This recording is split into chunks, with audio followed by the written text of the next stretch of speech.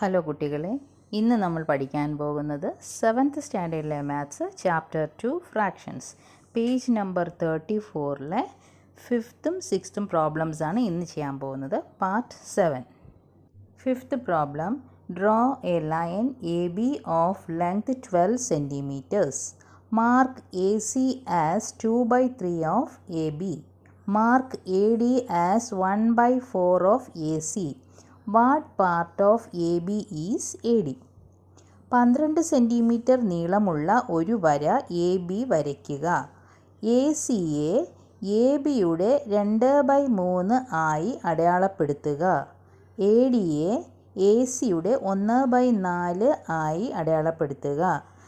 A ബിയുടെ എത്ര ഭാഗമാണ് എ ഡി? അപ്പോൾ നമുക്ക് ആദ്യം ഇതെല്ലാം കണ്ടുവയ്ക്കാം. ഈ ആൻസർ കണ്ടുവച്ചതിന് ശേഷം നമുക്ക് വരയ്ക്കാവുന്നതാണ്. അപ്പോൾ ക്വസ്റ്റ്യനിൽ എന്താ പറഞ്ഞിരിക്കുന്നത്? എ ബിയുടെ ലെങ്ത്ത് 12 സെൻറ്റിമീറ്റർ ആണ് അല്ലേ? അപ്പം നമുക്കത് ആദ്യം എഴുതാം. A B equal 12 centimetre. പിന്നെ A C equal 2/3 of A B എന്ന് പറഞ്ഞിട്ടുണ്ട്. അപ്പം എ സി എത്രയാണ്, എ സിയുടെ ലെങ്ത്ത് എത്രയാണെന്ന് കണ്ടുപിടിക്കാം. A C equal 2/3 of A B equal 2 divided by 3 into 12.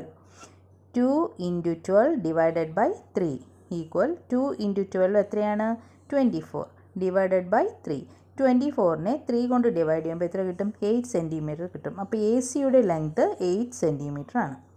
ഇനി എ ഡി എത്രയാണ്? A D equal 1/4 of A C. A സിയുടെ 1/4 ഭാഗം എന്നാണ് പറഞ്ഞിരിക്കുന്നത്. അപ്പോൾ എ ഡിയുടെ നീളം കണ്ടുപിടിക്കാം. A D equal 1/4 of A C equal 1/4 into A സിയുടെ നീളം നമ്മൾ കണ്ടു 8 ആണ് അല്ലേ? 8 സെൻറ്റിമീറ്റർ. അപ്പോൾ 8 equal 1 into 8 divided by 4. 1/8 is 8 divided by 4. 8നെ 4 കൊണ്ട് ഡിവൈഡ് ചെയ്യുമ്പോൾ എത്ര കിട്ടും? 2 സെൻറ്റിമീറ്റർ. അപ്പോൾ എ ഡിയുടെ നീളവും കിട്ടി 2 സെൻറ്റിമീറ്റർ. ഇനി എന്താണ് ചോദിച്ചിരിക്കുന്നത്?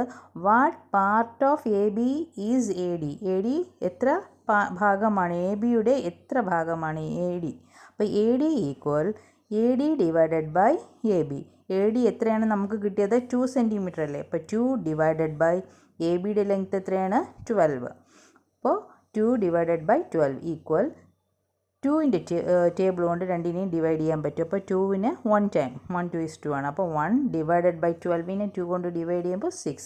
അപ്പോൾ 1/6 പാർട്ട് കിട്ടും. A D equal 1 divided by 6 part of A B. A ബിയുടെ 1/6 പാർട്ടാണ് എന്ത് ഭാഗമാണ്? A B. Okay, sorry, A ബിയുടെ 1/6 പാർട്ടാണ് എ ഡി. അപ്പം നമുക്ക് ഇത് വരയ്ക്കാനല്ലേ പറഞ്ഞിരിക്കുന്ന ലൈൻ? ഓക്കെ, അപ്പോൾ എ ബി 12 സെൻറ്റിമീറ്റർ വരയ്ക്കുക. നമുക്കറിയാം എ സി 8 സെൻറ്റിമീറ്റർ ആണ്. എയിൽ നിന്നും 8 സെൻറ്റിമീറ്റർ അകലത്തിൽ ഒരു പോയിൻ്റ് സി കൊടുക്കുക. അതിൻ്റെ നീളം 8 സെൻറ്റിമീറ്റർ. ഇനി എയിൽ നിന്നും 2 സെൻറ്റിമീറ്റർ അകലത്തിൽ ഒരു ഡോട്ട് ഇടുക. അതാണ് എ ഡി. ആ ഡോട്ട് ഡി എന്ന് കൊടുക്കണം. അതാണ് എ ഡി. ഓക്കെ, അടുത്തത് 6th ക്വസ്റ്റ്യൻ. എന്താണ് പറഞ്ഞിരിക്കുന്നത്? Calculate the following using multiplication. ഗുണനം ഉപയോഗിച്ച് ഇനി പറയുന്നവ കണക്കാക്കുക. ഒന്നാമത്തെ പ്രോബ്ലം എന്താണ്? 3/7 ഓഫ് 2/5 ഈക്വൽ 3/7 ഇൻറ്റു 2/5. മുകളിലുള്ള ന്യൂമറേറ്റർ മൾട്ടിപ്ലൈ ചെയ്യാം. ഇപ്പോൾ എല്ലാവർക്കും അറിയാമായിരിക്കുമല്ലോ. ഇനി ഈ പ്രോബ്ലം ഒക്കെ ചെയ്യാൻ അല്ലേ? 3 into 2 divided by 7 into 5. 3 2s are 6 divided by 7 5s are 35. ഇത് വെട്ടിപ്പോകാനൊന്നുമില്ല, അപ്പോൾ അതങ്ങനെ തന്നെ എഴുതാം. 6 divided by 35. Next 3/5 of 2/7 equal 3/5 into 2/7. 3 into 2 divided by 5 into 7. 3 2s are 6 divided by 7 5s are എത്രയാണ്? 35. അപ്പോൾ answer 6 divided by 35. Third problem 2 divided by 3 of 3/4. അപ്പോൾ എങ്ങനെ എഴുതാം? Equal 2 divided by 3 into 3 divided by 4. മുകളിലുള്ള ന്യൂമറേറ്റർ മൾട്ടിപ്ലൈ ചെയ്യാം. 2 into 3 divided by അടുത്ത denominator 3 into 4. 2 3s are 6 divided by 4 3s are എത്രയാണ് 12. അപ്പോൾ 6 ഡിവൈഡഡ് ബൈ 12. ഇത് നമുക്ക് ഇനിയും ചെറുതാക്കാം. 6നെ കൊണ്ട് രണ്ടിനെയും നമുക്ക് ഡിവൈഡ് ചെയ്യാം. അപ്പോൾ 6 കൊണ്ട് ഡിവൈഡ് ചെയ്യുമ്പോൾ 166. അപ്പോൾ മുകളിൽ 1 എഴുതാം. 12നെ 6 കൊണ്ട് ഡിവൈഡ് ചെയ്യുമ്പോൾ എത്രയാണ് 2 ടൈംസ് അല്ലേ. 2 6 are 12. അപ്പോൾ 1 ഡിവൈഡഡ് ബൈ 2 അതാണ് ആൻസർ.